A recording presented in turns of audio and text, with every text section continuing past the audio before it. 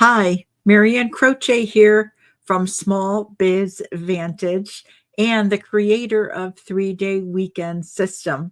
I'm glad to be here each and every week to do these lives. I call them Auto Shop Success in 15 minutes. And I do them for a couple of reasons. One of them is for you to be able to look at your business a little bit differently, shift your perspective, your vantage, if you will. Look at it from that 30,000-foot view, because I find that most auto shop owners are so caught up in the day to day that it's hard for them to take that moment to actually do that. And 15 minutes a week is really not a lot of time to invest to be able to give yourself that perspective of your business. The second reason is for you to take one action item away each and every week. I'll say it all the time. You could listen to me, you can read a book, you can listen to somebody at a conference, but the magic happens in the doing. So take one action item away each week. It can cause a ripple effect in your business because it doesn't take massive changes. Small, consistent changes really make a huge impact. So a lot of times I get asked, Marianne, who do you work with? And I work with single location auto shop owners.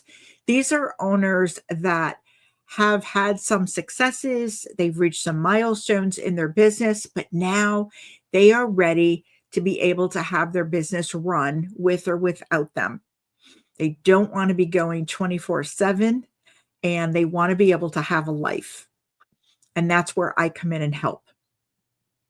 So each week I have a topic, and this week's topic is 3 P's to align your team and earn trust. And this is something that I came up with because of calls that I've been on, strategy calls that I do, and client calls. And I want to ask you something. And this is a comparison to what we do all the time, right? As auto shop owners. Ever drive a car that's just a little out of alignment? Think about that. At first, it's manageable, but over time, it pulls, it drags, and it wears out your tires early. That's exactly what it feels like in a shop where professionalism starts to slip, or a shop hasn't been focusing on professionalism. You don't notice it all at once, but these little things add up. It can show up as sloppy communication, missed details, and more tension than necessary, right? More stress, less success. We don't want that to happen. So, yes, professionalism is like alignment. It keeps your business running straight, even under pressure, because we know that challenges are going to happen. We know that there's going to be some kind of pressure. But when you really dial in professionalism, everything runs smoother. The team works better together. Customers trust you more. But if you're constantly correcting, chasing, repairing, reminding, it's costing you more than you think it is. So this isn't about fluff. Professionalism is real. And what I want to do today is share with you the 3 P's that keep your shop on track, the 3 P's of professionalism. And the first one is personal standards. Everybody should have these personal standards. And this is really driven by your presence. So here's what most owners miss when we think about shop owners and a lot of the hats that they're wearing. Professionalism doesn't start with your team. It actually starts with you. It's how you show up, it's how you prepare, and it's how you follow through. Your team mirrors what they see. You're the example.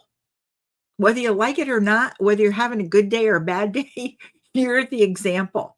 So if you're rushed, distracted, or you're constantly putting out fires, they're going to take it as that's the norm. If you keep changing rules, they're going to take it as the norm. So, just sharing a quick little story with you. One of the shop owners that I coached was really frustrated, felt really defeated.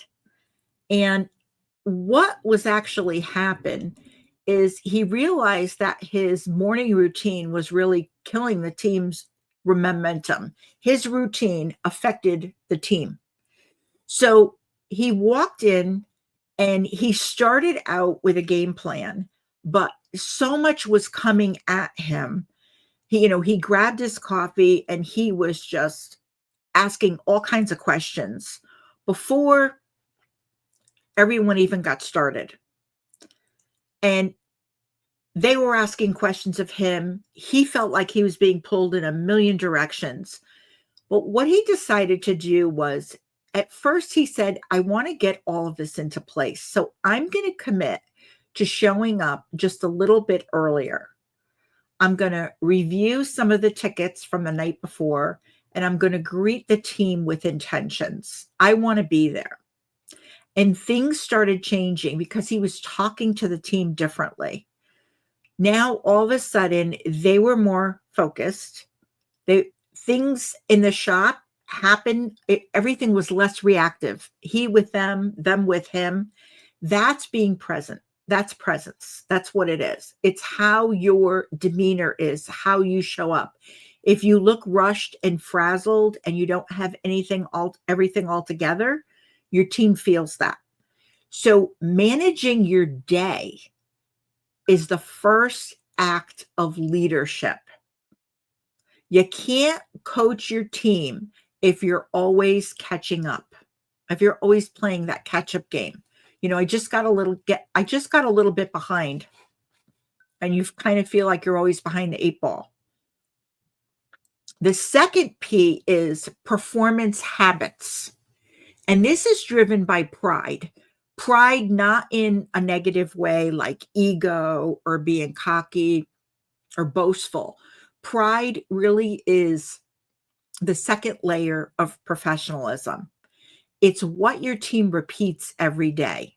So basically here, what we're talking about, it doesn't have to be big wins. I'm talking about an estimate that's proofread, a bay that gets left clean, the phone call that gets returned on time. These are the habits that build your brand, and customers trust this consistency. So what's the first thing that comes to mind? Systems and processes that are put into place. That's what gives you the consistency that you need. So when you think about it, a tech that really didn't have too much to say, kind of quiet, but when you would notice this tech, their bay was always organized. Bay was really clean. It was immaculate. So one day a customer came back and thanked us, for the job, but not just for the repair. They could tell that the team cared because the back was organized. It was clean. It wasn't the image that they pictured of an auto repair shop. They were surprised. And they said that, they said there's a lot of pride here, and it really stood out. So it showed. So the key thing here to remember is professionalism shows up in the repeatable, not the remarkable, not the one-off thing that happens. It's the repeatable things that happen all the time that people can count on. So if you want more pride in your shop, inspect what you expect, right? Acknowledge it when it happens. When people are doing that, they're taking pride, definitely acknowledge it and say something. The third P in professionalism is partnership mindset. And this is actually driven, this comes from your purpose. So this is often overlooked. This is how you show up to your suppliers, your vendors, and your customers. These relationships tell people who you are. Do you pay on time? Do you follow through and do what you say you're going to do? Do you communicate clearly with them? If there's an issue with a supplier or vendor, are you hot-headed, or do you call up and say, I'm curious, walk through this with me? That's professionalism too. And that is huge to build those relationships. So another quick story is we had a vendor once tell us that, you know what, you're my favorite stop because you're never scrambling around. You're very organized. And that really impressed me. It stuck with me because we looked at it as we're not just fixing cars, but we're building trust, not only with our customers, but with all of the relationships that we have in our business. And trust is what brings people back. And you know, it's funny because the more I think of that story, you'd be surprised how many suppliers, vendors, customers can walk into your shop and feel what kind of environment it is. You know, is it a stressful, chaotic environment, or is it a calm, collaborative environment where people seem to be happy? People really feel they're helpful, and the customers feel that, or the suppliers and vendors feel it. You can walk into a business and you can tell that in just a few moments. So the key insight here is when your shop stands for something, right? When there's a purpose behind that process, whatever it is that you're doing, there's a reason for it. Are we doing this process for safety? Are we doing this process for efficiency? Are we doing this process for better service for the customer? What is it? Your customers feel it. It's not just about being nice. It's really about consistent, clear, being consistent, clear, and committed to the customer and really wanting to best serve them. So I know that's a lot to take in, but those 3 P's are really important. The first one is personal standards. The second one is performance habits. And these work for everyone in your shop. And then the last one is having a partnership mindset. Those are the 3.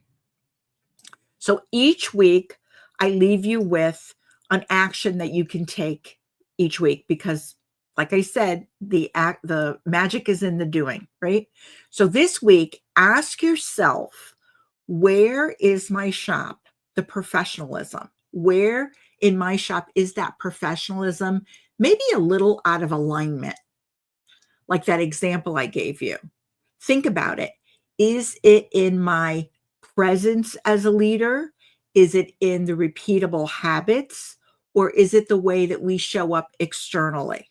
So think about those 3 different things. And lastly, I'd love to leave you with a pro thinking tip. Professionalism isn't something that you demand. You don't demand that from your team. You don't demand that from a business that you walk into. It's something that you demonstrate. You don't need to be perfect. None of us are. We all make mistakes, but you do need to be consistent. I can't stress that enough because people will count on you and people will trust you.